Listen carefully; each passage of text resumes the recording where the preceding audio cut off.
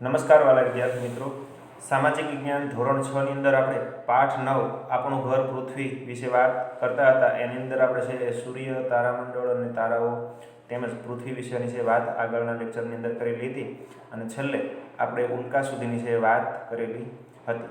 તો અહીંથી મિત્રો છે આગળની વાત છે શરૂ કરીએ તો કે નક્ષત્રો વિશેની માહિતી છે આજે આપણે આ લેક્ચરની અંદર મેળવીએ. તો કે વિશાળ અર્થમાં કોઈ પણ તારાઓનો સમૂહ અથવા એકલા તારાને પણ છે નક્ષત્ર કહી શકાય. આ વ્યાખ્યા યાદ રાખજો, તમને છે નક્ષત્રની વ્યાખ્યા પૂછાય તો કે તારાઓનો સમૂહ અથવા તો કોઈ પણ એકલો તારો હોય તો એને પણ છે નક્ષત્ર કહી શકાય. તારાઓના સમૂહના કારણે તેનો ચોક્કસ આકાર તૈયાર થાય. મિત્રો, તારાઓનો જે સમૂહ હોય અને એ સમૂહના લીધે છે ચોક્કસ આકાર તૈયાર થતો હોય, તે ક્યારેક છે હંસ જેવો તો ક્યારેક છે ગરુડ જેવો દેખાતો હોય.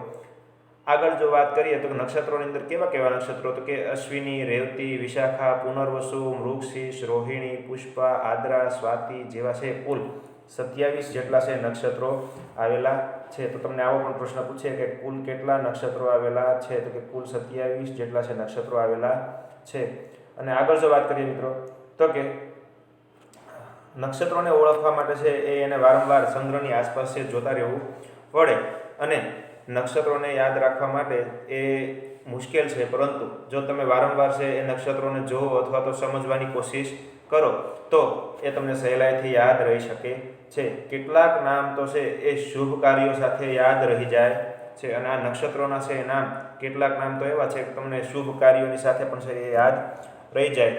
હવે જેમ કે પુષ્પ નક્ષત્રમાં સોના ચાંદીની છે ખરીદી કરવામાં આવે. મિત્રો, આપણે પુષ્પ નક્ષત્ર જ્યારે ચાલતું હોય ત્યારે છે એ સોના ચાંદીની એવી ખરીદી કરતા હોય, એટલે આવી બધી રીતે છે એ આપણે નક્ષત્રોને સહેલાઈથી યાદ રાખી શકીએ છીએ. આગળ વાત કરીએ તો કે આ વાત થઈ આપણા સૌર પરિવાર એટલે કે સૌરમંડળની, અને હવે તમારે હજી આપણું ઘર એટલે કે પૃથ્વી વિશેની વાત તો બાકી છે, બરાબર? તો એના વિશેની છે એ વધુ માહિતીની આપણે ચર્ચા કરીએ. તો કે તમારી નોટબુકની અંદર તમારે એક પ્રવૃત્તિ કરવાની. તમારી નોટબુકની અંદર તમને ગમે તે તરફ છે સૂર્ય દોરો, ત્યારથી શરૂ કરીને સૂર્યમંડળ બનાવો અને સૂર્યમંડળ વિશે છે એ નોંધ તૈયાર કરો. હવે પૃથ્વીનું છે સ્થાન અને આકાર. મિત્રો, પૃથ્વીનું સ્થાન કેવું હશે અને પૃથ્વીનો આકાર કેવો હશે, બરાબર? તો આના વિશે છે એ તમારે આવતીકાલના હોમવર્કની અંદર પણ લખવાનું રહેશે, એટલે ધ્યાન દઈને સાંભળજો. તો કે પૃથ્વીનું સ્થાન અને આકાર. આપણે સૂર્ય અને ચંદ્રને આથમતા જોઈએ છીએ. મિત્રો, તમે સૂર્ય ઉદય થવો એટલે સૂર્ય ઉગવો અને સૂર્યાસ્ત એટલે કે સૂર્ય આથમવાની ક્રિયાને છે એ સારી રીતે જાણો છો. હવે તે કેવા સરસ મજાના તેજસ્વી દેખાય છે. આપણી પૃથ્વી આવો જ એક ગોળો છે, તેનો આકાર ગોળ છે, બરાબર? આપણી પૃથ્વી કેવા આકારની છે, તો કે ગોળ. તે બંને ધ્રુવોથી થોડી ચપટી છે. બંને ધ્રુવો એટલે કે પૃથ્વીના જે બંને છેડાઓ, બંને ધરીના જે ભાગ છે ત્યાંથી થોડી ચપટી એટલે કે એકદમથી ગોળ નથી દેખાતી, પરંતુ તે ઉપરથી જોતા કેવી દેખાય છે, તો કે નારંગી જેવા આકારની દેખાય. કેટલાક અવકાશ યાત્રીઓ ચંદ્ર ઉપર જઈ આવ્યા છે. તેમણે પૃથ્વીના ફોટા પણ લીધા છે. ચંદ્ર પરથી પૃથ્વી આકાશમાં મોટા ગોળા જેવી દેખાય છે. અને જો મિત્રો, કેટલાક અવકાશ યાત્રીઓ છે એ ચંદ્ર પર જઈને પૃથ્વીના ફોટા પાડ્યા છે અને એ પૃથ્વીના ફોટામાં જોતા એ મોટા એક ગોળા સ્વરૂપે પૃથ્વી દેખાય છે. આપણે એક નાનકડા ગામ કે શહેરમાં રહીએ છીએ. જો હવે આપણું સ્થાન વિશેની વાત કરીએ તો કે આપણે એક નાનકડા ગામ કે શહેરની અંદર રહેતા હોઈએ. વળી આપણે જે ભાગને જોઈ શકીએ છીએ તે પૃથ્વીનો ખૂબ જ નાનકડો ભાગ હોય છે. તમે જેટલા ભાગની અંદર રહો છો અથવા તો હરો છો ફરો છો એ તો માત્ર પૃથ્વીનો એક નાનકડો એવો ભાગ હોય છે, જ્યારે પૃથ્વી તો ખૂબ જ વિશાળ છે. આ કારણે પૃથ્વી ગોળ છે તેવો ખ્યાલ આવી શકતો નથી. અને મિત્રો, તમે જેટલા વિસ્તારની અંદર હરો છો ફરો છો માટે તમને એટલો જ ભાગ દેખાતો હોય એટલે તમને છે પૃથ્વી ગોળ છે એવો ખ્યાલ આવી શકતો નથી. તમે ક્યારેક તૂટી ગયેલું માટલું જોયું હોય, તેનો એક નાનકડો ટુકડો હાથમાં લઈએ તો આખું માટલું ગોળ હશે એવો ખ્યાલ આવી શકતો નથી. આમ પૃથ્વીના નાનકડા ભાગ ઉપર ઊભા રહીને જોવાથી આપણને આખી પૃથ્વી વિશેનો છે એ ખ્યાલ આવી શકતો નથી. પરંતુ હવે અવકાશ અને ચંદ્ર પરથી લીધેલા ફોટા ઉપરથી આપણે કહી શકીએ કે પૃથ્વીનો આકાર ગોળ હોવો જોઈએ અને આના આધારે છે આપણે પૃથ્વીનો ગોળ હોવાનો છે એ અંદાજ લગાવી શકીએ છીએ. પૃથ્વી દડા જેવી ગોળ નથી. મિત્રો જો અહીંયા વાત કરીએ તો કે પૃથ્વી છે એ દડા જેવી ગોળ નથી, પરંતુ ધ્રુવ પ્રદેશો આગળ જરા ચપટી અને વિષુવવૃત્ત આગળથી થોડી ફૂલેલી છે. મિત્રો અહીંયા જે આપણે વાત કરવાની છે એ વાત કે જે વૃત્તો વિશેની વાત કરવાની છે તો કે વિષુવવૃત્ત છે પૃથ્વીની મધ્યમાંથી પસાર થતું એવું વૃત્ત છે. અને અહીંયાથી તમે જોશો તો કે પૃથ્વી થોડી કેવી દેખાય છે? ફૂલેલી. જ્યારે બંને ધ્રુવો એટલે કે ઉપરના જે છેડા અને નીચેના છેડાથી તમે જોશો તો કે પૃથ્વી છે એ થોડી ચપટી દેખાય છે. બરાબર. ધ્રુવ કરતાં છે પૃથ્વીનો મધ્યનો ભાગ છે મોટો છે. આપણે તો હવે પૃથ્વીનું છે એ ઘનફળ અને વજન પણ જાણી શકીએ છીએ. જો મિત્રો હાલના વિજ્ઞાનના જે સંશોધનોના લીધે છે આપણે અત્યારે પૃથ્વીનું છે વજન કેટલું છે અને પૃથ્વીનું ઘનફળ કેટલું છે એ પણ જાણી શકીએ છીએ. પૃથ્વીનો અભ્યાસ કરવા માટે છે પૃથ્વીના ગોળાના સાધન તરીકે ઉપયોગ કરવામાં આવે છે. અને મિત્રો જો પૃથ્વીનો અભ્યાસ કરવો હોય તો એક આપણે છે એ પૃથ્વીના ગોળાની મારફતે છે એને સમજી શકીએ છીએ. તેની ઉપર દુનિયાનો નકશો દોરેલો હોય છે. તેમાં છે ભૂમિખંડો, મહાસાગરો, મહત્વના વૃત્તોના નામ લખેલા હોય છે. પૃથ્વીનો છે ગોળો એ પૃથ્વીની નાની પ્રકૃતિ છે. પૃથ્વીના ગોળા પર તમને ઉત્તર ધ્રુવ અને દક્ષિણ ધ્રુવ બતાવી શકાય છે. પૃથ્વીના ગોળા પરથી પૃથ્વી એક તરફ નમેલી છે તે જાણી શકાય છે. અને આ રીતે મિત્રો છે પૃથ્વીના ગોળા પરથી આપણે પૃથ્વી વિશે છે અભ્યાસ કરી શકીએ.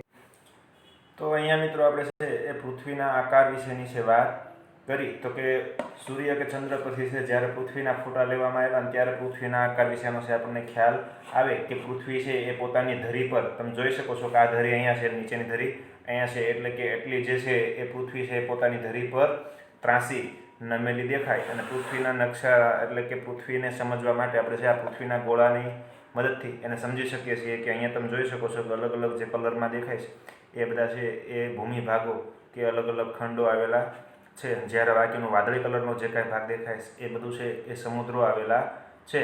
અને આના આધારે આપણે છે એ પૃથ્વી વિશે છે સરળતાથી અભ્યાસ કરી શકીએ છીએ.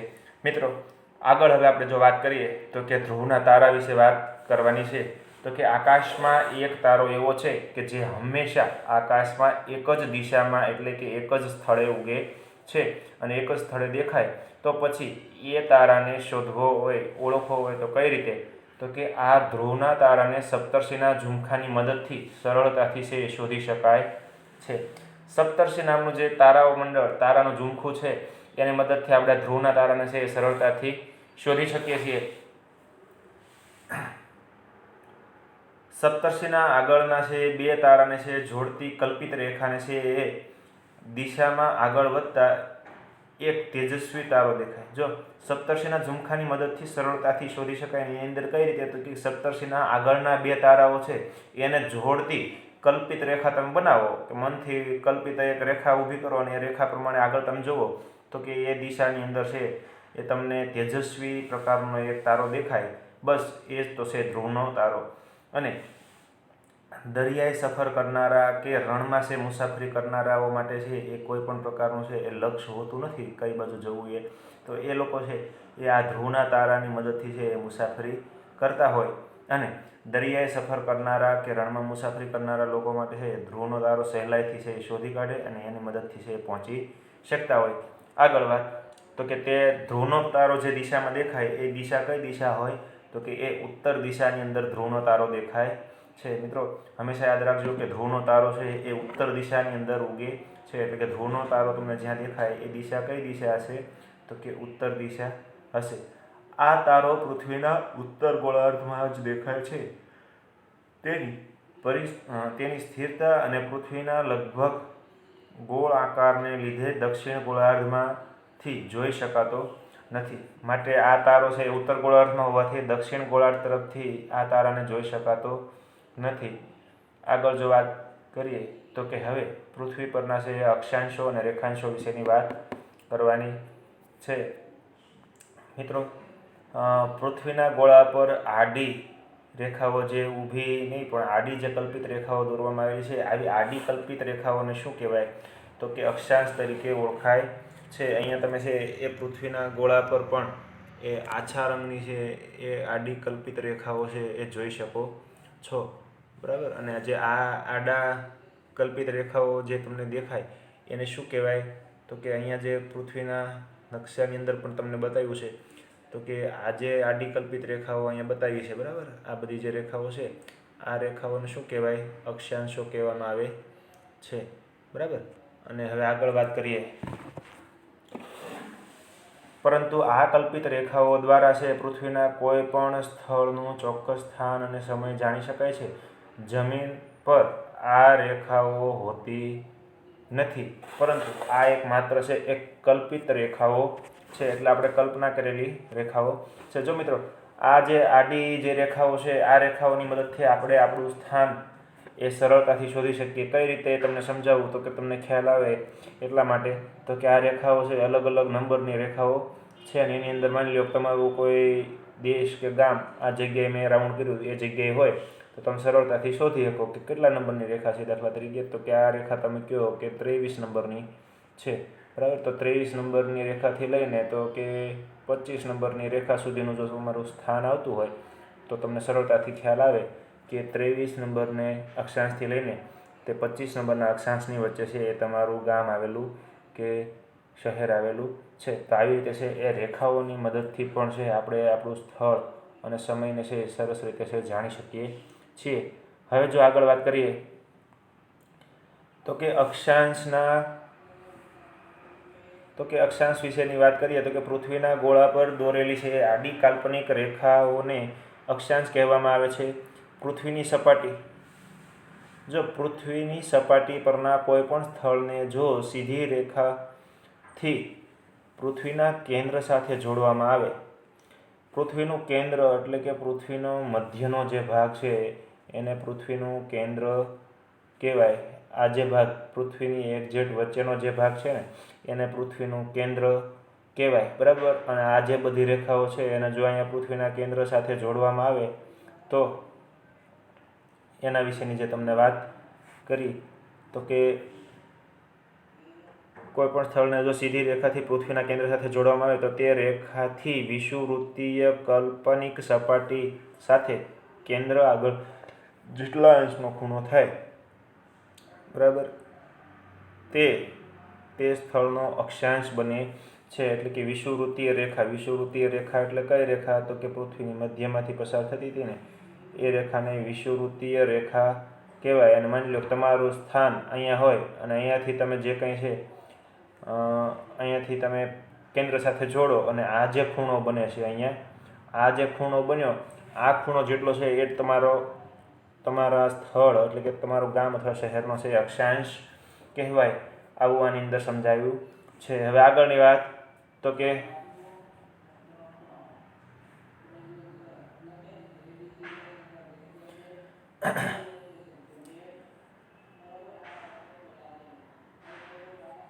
અક્ષાંશ વૃત્તોની કુલ સંખ્યા છે એ 181 છે. મિત્રો યાદ રાખજો કે અક્ષાંશોની કુલ સંખ્યા કેટલી છે? 181. અને દરેક અક્ષાંશની વચ્ચે છે એ 111 કિલોમીટરનું છે એ વાસ્તવિક અંતર, એટલે કે હાલમાં તમે પૃથ્વીની અંદર જો એ અંતર માપો તો કે આવા અક્ષાંશોની અંતર 111 કિલોમીટર જેટલું અંતર થાય. તો તમને આવો પ્રશ્ન પૂછાય કુલ અક્ષાંશોની સંખ્યા કેટલી છે? તો કે 181 જેટલી અક્ષાંશોની સંખ્યા છે અને દરેક અક્ષાંશ વચ્ચે 111 કિલોમીટરનું અંતર આવેલું છે.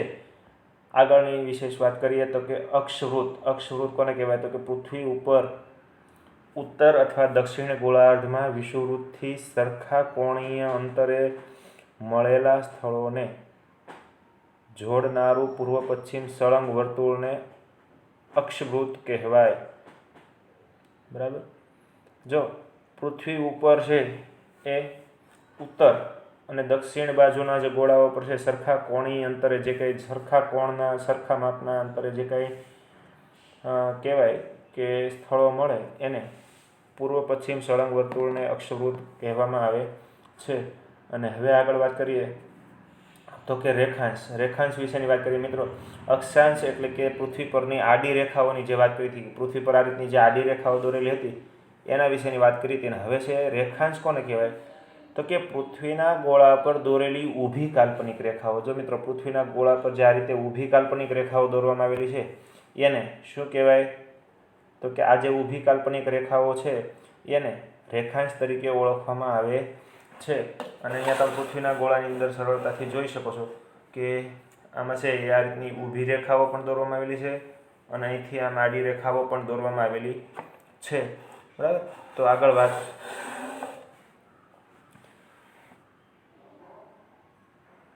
રેખાંશ ધ્રુવ પાસે એકબીજાને છે મળે છે. ધ્રુવ તરફ છે જતાં આ રેખાઓ એકબીજાની નજીક આવતી જાય છે. જો મિત્રો આ રેખાઓની એક વિશેષતા શું છે?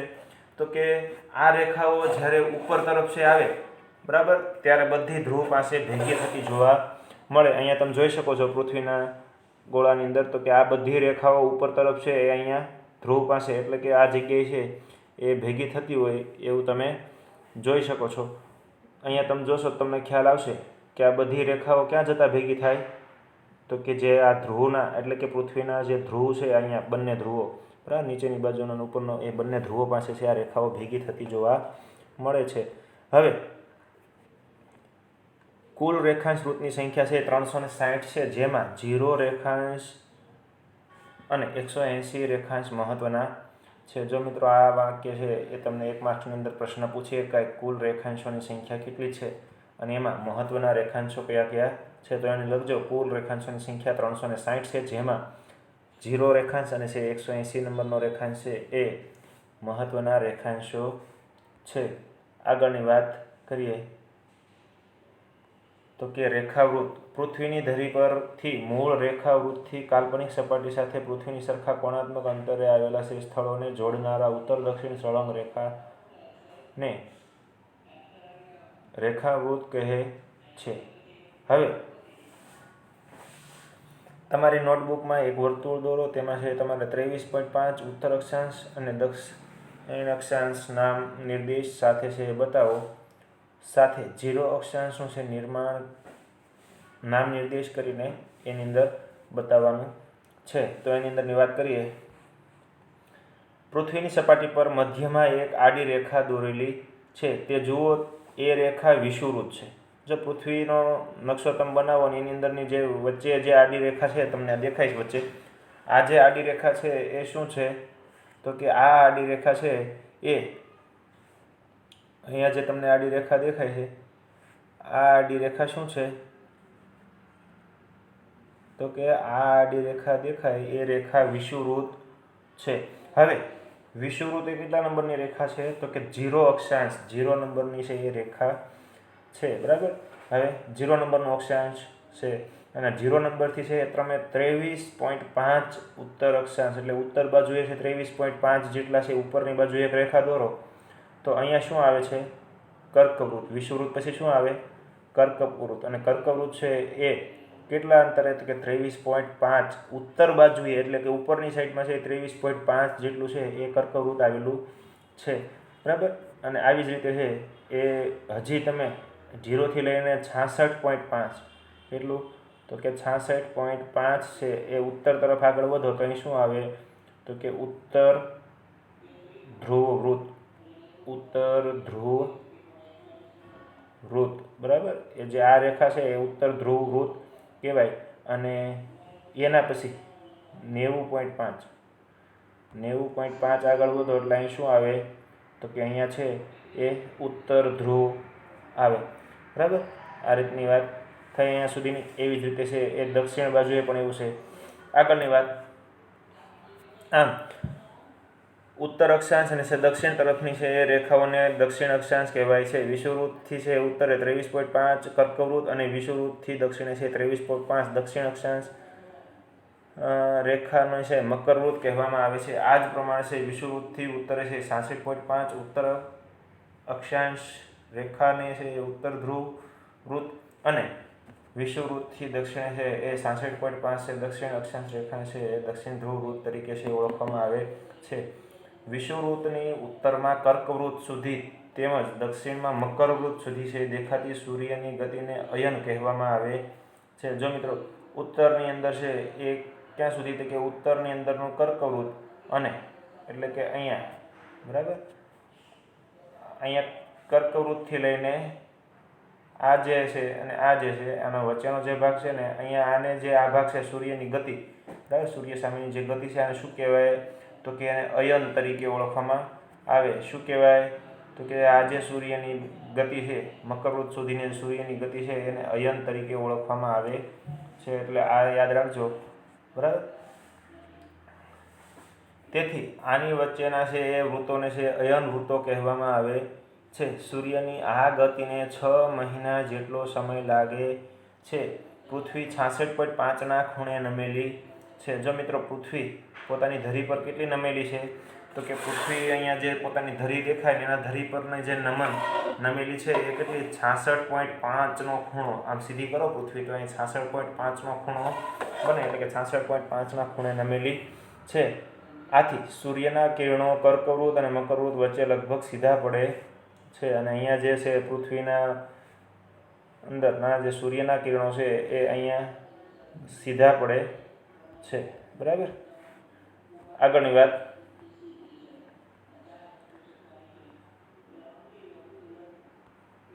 તો કે તમે નકશાની અંદર જોઈ શકો છો બરાબર કે સૂર્યના કિરણો નકશાની અંદર સીધા પડતા હોય એવી જગ્યા તો કે અહીંયા બરાબર જે વિષુવવૃત્તવાળો ભાગ છે ત્યાં સૂર્યના કિરણો સીધા પડે છે, જ્યારે બાકીના ભાગની અંદર થોડા છે એ ત્રાંસા કિરણો એટલે કે અહીંયા જો તમે જોશો તો તમને ખ્યાલ આવશે કે આ ભાગની અંદર છે એ બંને બાજુએ ત્રાંસા કિરણો પડતા હોય એવું દેખાય છે.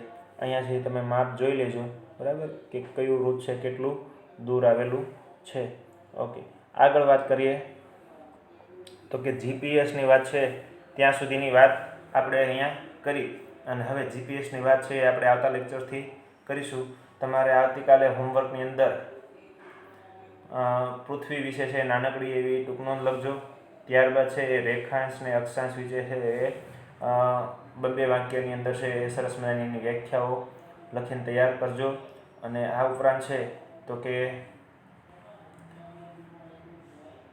પૃથ્વીનું સ્થાન અને આકાર બરાબર આ જે વાત છે એના વિશેનું મેં તમને કીધું. અને એ ઉપરાંત છે તમારા નક્ષત્રો વિશે છે એ 2 માર્કની અંદરની નાના એવા 4-5 વાક્યની અંદરનો છે એક સવાલ જવાબ લખવાનો છે. તો આજનો કુલ લેશન છે એ તમારે 8 થી 10 જેટલા છે ટૂંકા પ્રશ્નો એક વાક્યના બનાવવાના છે અને નક્ષત્રો વિશે એક 2 માર્કની અંદર છે એ પૂછાય એવો 4 થી 5 વાક્યની અંદર છે એ સવાલ જવાબ જાતે તૈયાર કરવાના છે.